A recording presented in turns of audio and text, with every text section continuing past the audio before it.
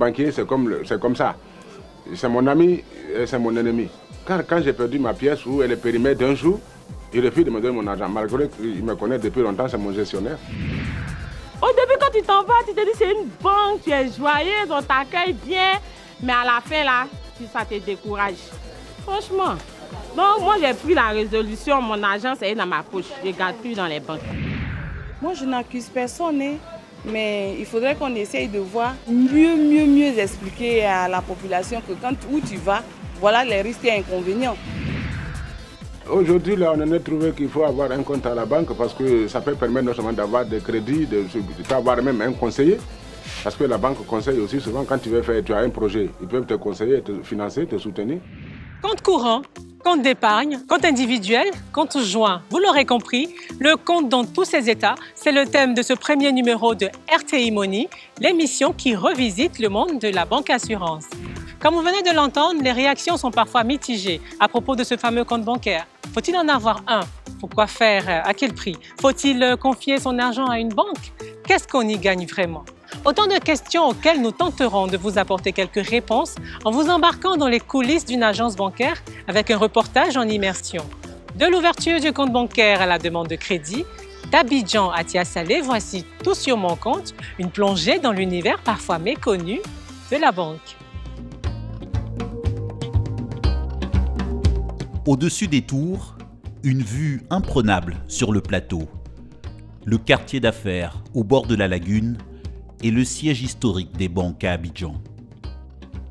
À ce jour, une trentaine d'établissements agréés en Côte d'Ivoire, mais à peine 4 millions de comptes bancaires ouverts, avec un taux de seulement 16% de la population inscrite dans les livres de ces organismes financiers. Inciter des millions d'Ivoiriens à ouvrir des comptes, un impératif pour les banques du pays.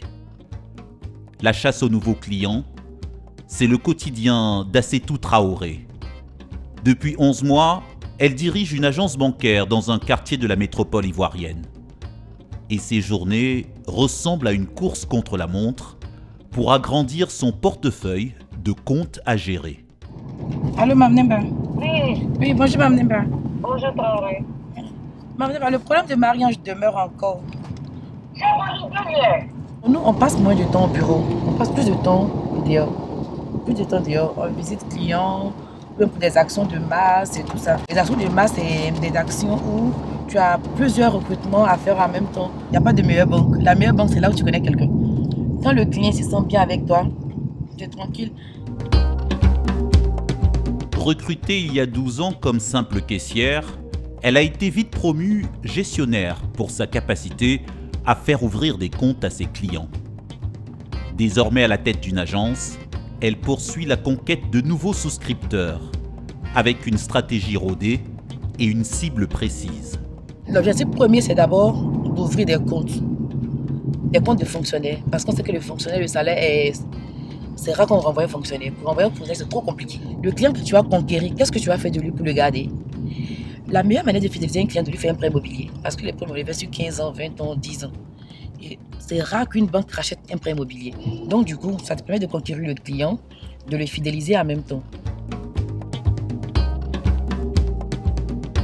Dans son agence, Assetou gère un portefeuille de près de 4000 clients. Mais elle a un quota à atteindre cette année, 700 nouveaux comptes à ouvrir. Elle en est déjà à près de 600, dont 80% de fonctionnaires. Chaque matin, avant l'ouverture de l'agence au public, réunion de stratégie avec son équipe pour faire le point sur leurs activités. Mais là encore, on a un autre challenge. Ça, c'est maintenant Securicompte. Securicompte, là, c'est facile à vendre. En principe, même, on doit l'inclure à l'ouverture de compte parce que ça concerne le compte d'épargne, le compte dépôt. Au menu de la réunion, un produit d'assurance adossé à un compte bancaire. De quoi potentiellement séduire de nouveaux clients que l'équipe d'Assetou doit convaincre de souscrire, avec des objectifs de vente précis et chiffrés. On a 125 à faire. L'objectif 125. Combien de temps? 30 jours. Qui veut faire combien? On sait qu'on travaille 6 jours. Oui, on prend samedi et lundi comme une journée, donc prenons 5 jours. 75 divisé par 5, ça fait combien? Ça fait 15. 15 par jour. C'est que tu dois par jour. Non. Mamie, tu es sûre? C'est 10 Hein, diminue un peu.000. Diminue un peu. 5 par jour. 15 par jour. 5 par jour, c'est possible, donc. Oui, c'est possible. Bon, on est en retard. 5 comptes à ouvrir chaque jour. Un rythme plutôt soutenu pour les employés de l'agence. Ce matin-là, Assetou a rendez-vous avec une de ses plus fidèles clientes.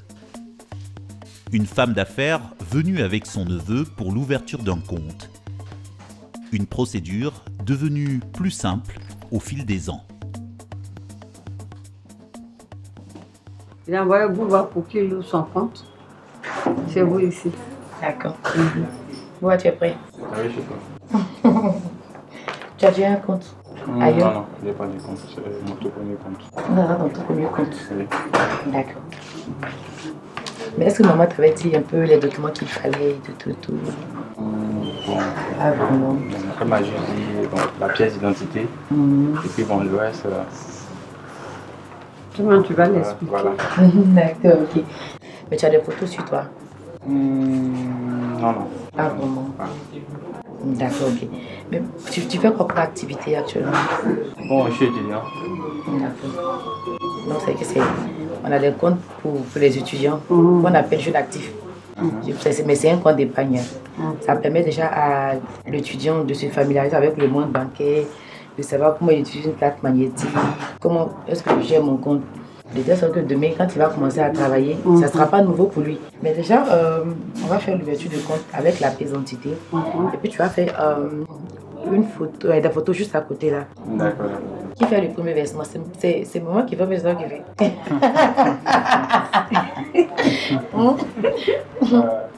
Qui fait ça? Ah bon, les premiers versements, ça va jusqu'à combien? 15 000, comme ça. 15 000. D'accord, je peux. Mais c'est pas, on ne paye pas pour ouvrir. Hein. C'est que les 15 000 là, c'est ton argent. Ça se trouve sur le compte. Sur le compte d'épargne, le seul minimum c'est 10 000. Avant c'était 50 000. Là, c'est devenu facile maintenant. Fanta a tenu à ce que son neveu vienne ici ouvrir ce compte, essentiellement pour des raisons de sécurité, pour ne plus avoir à garder de l'argent à la maison. Mon premier compte bancaire, je l'ai ouvert en 1977. J'étais là, on m'a dit d'aller mettre de l'argent à la banque. Ça allait faire en sorte que j'ai la sécurité de mon argent. Ça a changé beaucoup de choses. Je suis rassurée.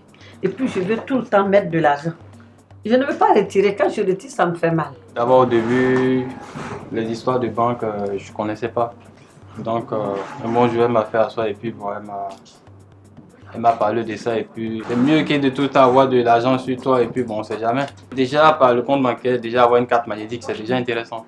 Fait même de tout le temps aller dans les guichets et puis insérer sa carte, prendre de l'argent, ça enthousiasme encore plus. Comme je disais, ça c'est ton numéro de compte. Tu fais les transactions à l'interne ici. Ça, si tu as une transaction avec une personne, tu dois te faire un virement à partir d'une autre. Donc ça c'est le RIB. Tu donnes ça parce que le numéro est plus complet, c'est plus long. Ça par contre c'est la convention du compte. Assetou vient de rajouter un numéro supplémentaire à la longue liste des comptes de son agence. Mais une bonne partie de son travail consiste à rassurer ses clients sur la gestion de leur argent. Au centre de leurs craintes, les divers frais prélevés par la banque. On ne paye pas pour ouvrir un compte. C'est gratuit. Mais quand on ouvre le compte, il y a des frais de tenue de compte. Si c'est un compte dépôt salarié, si c'est un compte dépôt non salarié, si c'est un compte d'épargne. Donc, je n'en parle plus en termes de... Je paye combien agio, je paye combien ma carte magnétique, je paye combien pour Internet Banking. Voilà, c'est des packages qu'on fait. Une heure plus tard, Bouba peut ressortir de l'agence avec désormais un numéro de compte à son nom.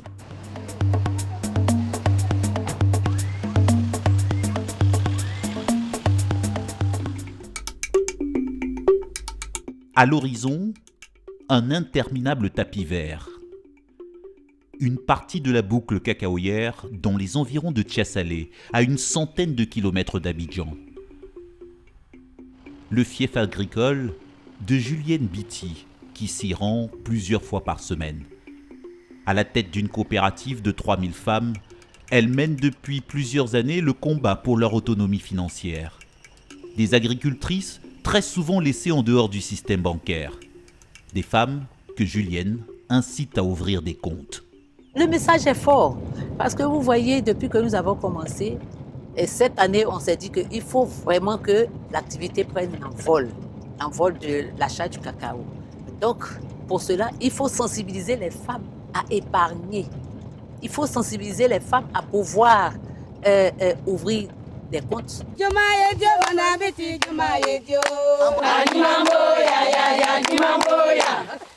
Ce jour-là, les femmes de la coopérative ont été invitées à se retrouver au milieu des champs. Depuis longtemps, elles veulent se lancer, comme les hommes, dans la culture intensive, à grande échelle du cacao. Leur rêve de toujours.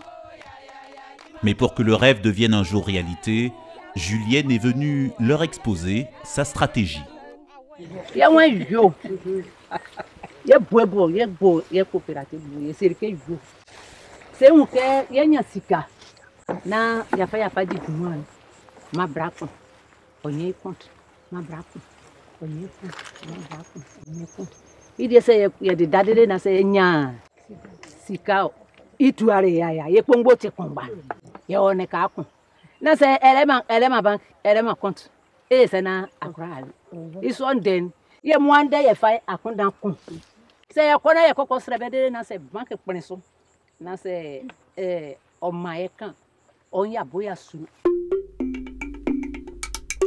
Elles attendent avec impatience l'ouverture du compte de leur coopérative qui pourrait leur donner accès à un crédit leur permettant de s'offrir une hypothétique grande plantation sur plusieurs centaines d'hectares. D'ici là, ces femmes de Tiasalé sont obligées de se contenter de quelques parcelles comme celle-ci, mises à leur disposition par Julienne. De quoi faire quelques cultures vivrières pour subsister dans ce milieu rural où presque aucune d'entre elles n'a de compte bancaire. Je n'ai pas de compte bancaire parce que aujourd'hui, je n'ai pas eu l'information d'ouvrir un compte tenu du fait que les banques ne font pas de crédit aux femmes qui sont dans l'agriculture. Aujourd'hui, je pense qu'on en a besoin. On en a besoin à condition qu'on nous explique l'importance d'avoir une carte de crédit, l'importance d'être affilié à une banque. Qu'est-ce que la banque peut nous apporter? Qu'est-ce qu'on reçoit lorsqu'on va jusqu'à une banque? Pour trouver un établissement où elles pourraient domicilier leur compte et chercher à y emprunter les millions dont elles ont besoin, retour à Abidjan, dans le quartier du Plateau. Dans la bien nommée rue des Banques, nous retrouvons Julienne, mandatée par les femmes de Tiasalé pour aller prospecter et trouver la banque qui voudra bien leur ouvrir ce compte. Bonjour madame. Bonjour madame. J'ai rendez-vous avec madame Maillé. D'accord, c'est madame. Julienne Bitimoro. D'accord, un instant, je vous annonce. Il y a madame Biti qui est là pour vous. Je vous accompagne. Nous l'accompagnons à cet entretien au siège de ce grand groupe bancaire dont une des principales responsables a accepté de la recevoir. Bonjour madame. Comment allez-vous? Oui, vous ça allez va. bien? Oui, ça va. Comment je peux vous aider aujourd'hui? Nous avons une coopérative, mais on a un souci. Le souci de la banque. D'accord. Et donc, je viens vous voir. Qu'est-ce qu'il faut pour ouvrir un compte du groupe et puis un compte individuel? Donc, pour votre compte personnel, un compte épargne. Voilà. Donc, c'est de l'argent que vous allez mettre de côté. Exactement. Et vous allez utiliser en cas de besoin. Exactement. Mais pour la coopérative, pour le groupe, voilà. ça sera un compte chèque Un dont vous compte avez chèque besoin. pour pouvoir travailler. Donc, en ce qui concerne la coopérative, vous avez juste là tous les documents à fournir. Les fournir sont là. Voilà, exactement, Ok. juste ici. Mais au-delà du compte, ce qui intéresse réellement Julienne, c'est un éventuel crédit bancaire, la vraie raison de sa présence ici. Si nous rejoignons nos activités dans votre banque ici, est-ce que vous pouvez nous accompagner en crédit? Tout va dépendre des garanties qu'on a en face. C'est ça le point. Donc, je donne un exemple, si vous décidez d'emprunter 1 million.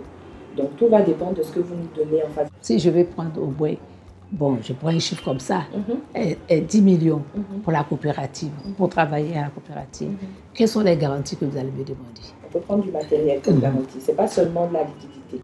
Donc, ça peut être ou bien des maisons, ou bien ce genre de choses, on peut les prendre aussi comme garantie. C'est ça le problème. C'est ça même qui est le problème. Parce que, bon, par exemple, nous sommes une jeune coopérative. Et nous venons de commencer la coopérative. Et que nous n'avons pas de biens matériels ou bien de biens liquides. Qu'est-ce que vous pouvez faire pour nous? Malheureusement, nous, les banques, on est obligés de sécuriser un peu nos démarches en demandant des garanties qui souvent prend l'aspect des personnes qui sont derrière les coopératives ou derrière les entreprises. C'est pour cette raison que ces femmes refusent d'avoir un compte. Parce qu'ils se disent que, bon, ils n'ont pas assez de liquidité, ils n'ont pas assez de revenus. En s'inscrivant à une banque, pour eux, ils peuvent avoir le souci d'avoir quelque chose pour travailler. Mais dans la mesure où la banque ne peut pas faire ça, vous voyez. Petite lueur d'espoir pour Julienne, la banque promet tout de même d'examiner sa demande de crédit après étude des mouvements sur le compte que la coopérative devra ouvrir dans cet établissement. On ne dit jamais non dès le départ. On prend le temps vraiment d'étudier la demande. Le département de risque prend le temps sous forme de comité d'évaluer et puis il décide à ce moment-là si oui ou non il décide d'accompagner les personnes. À la sortie, Juliette, elle, a décidé de réfléchir à l'ouverture d'un compte dans cet établissement. Elle m'a convaincue dans la mesure où elle a été franche pour nous mettre sur les droites lignes. Comment il faut faire. Elle a dit, bon, si ça marche, si nos activités marchent, on peut quand même nous accompagner. Bon, on va espérer. Elle dit que c'est long. Donc nous allons espérer. Nous avons passé 20 ans sans appui, rien du tout. Et nous cherchons toujours. Comme Julienne, des millions d'actifs entendent profiter un jour des opportunités d'un compte bancaire. De quoi faire remonter un taux de bancarisation qui atteint à peine 10% en Afrique subsaharienne.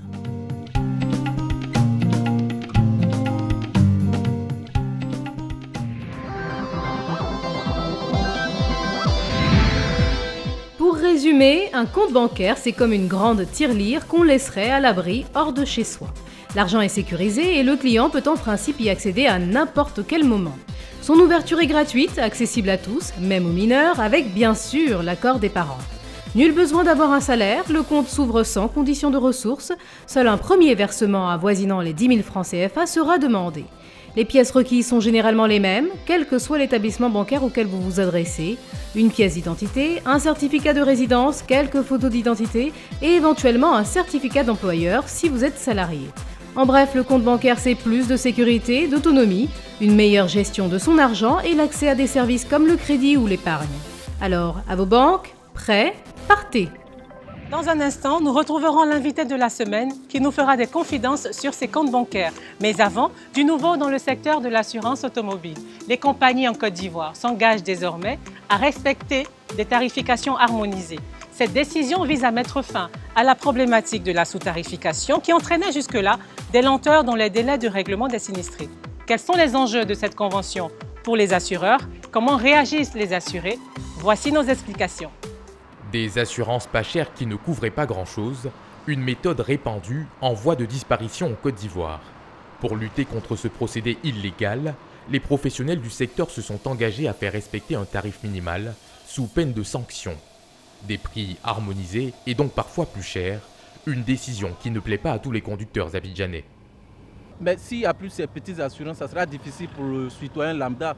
Vous voyez, ça sera très difficile. Et il va y avoir plus encore de problèmes dans ce domaine. Si on paye plus que l'assurance nous soutient en cas d'un accident, il n'y a pas de problème. S'ils font leur travail normalement, même si tu payes cher, il n'y a pas de problème. Mais si tu payes cher, que non, tu as problème avec ton assureur, vraiment, c'est pas possible, ça ne peut pas continuer comme ça.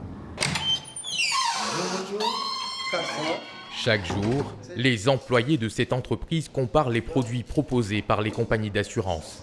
Pour M. Dibi, son responsable, l'harmonisation des prix est un début, mais c'est tout le secteur qui doit se remettre en question.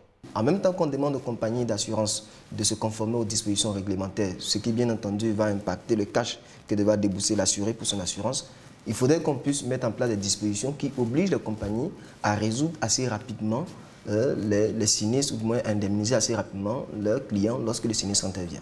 La sous-tarification des assurances automobiles Une technique souvent méconnue par les consommateurs qui manquent parfois d'informations sur les risques encourus.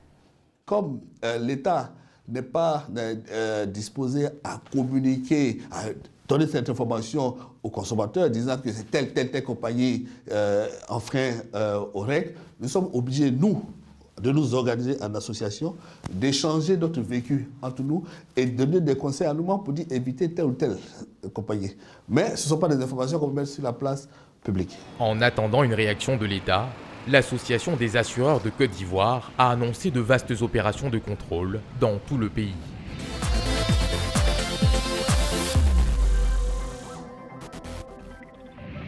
Robert Brazza, bonjour. Bonjour Justine. Et merci de nous faire l'amitié d'être là avec nous. C'est un plaisir. On ne vous présente plus. Vous êtes un homme de télévision, animateur. Vous êtes aussi producteur. Combien de comptes bancaires avez-vous? On se pose la question, on aimerait savoir. Je dirais 2 en Europe et 2 en Afrique. Est-ce que vous vous souvenez de la première fois que vous avez ouvert un compte bancaire? Alors je m'en souviens bien parce que c'était une entourloupe à mon grand frère, une sorte de tuteur pour moi, au moment où j'ai commencé en fait mes études en Europe en allant vers le secondaire. Et il y avait cette histoire d'avoir un chéquier pour pouvoir déposer de temps en temps des cautions ou alors pour les mettre en garantie quelque part, et puis déjà pour montrer qu'on était autonome.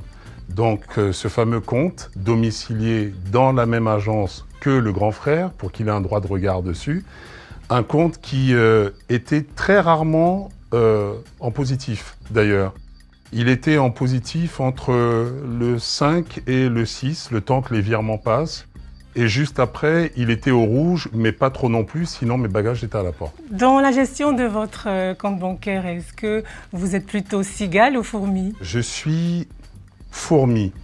Mais quand je dis fourmi, c'est vraiment dans le sens de... Ça dépend des périodes, ça dépend quel compte. En Europe, c'est vrai qu'il y a une façon de gérer le compte qui est lié à des paiements du type de la maison, les frais quotidiens en termes d'achat avec le système des cartes bleues et des chéquiers. Et après, bon, cigale parce qu'à un moment donné, on est quand même entre 2 univers sociologiques.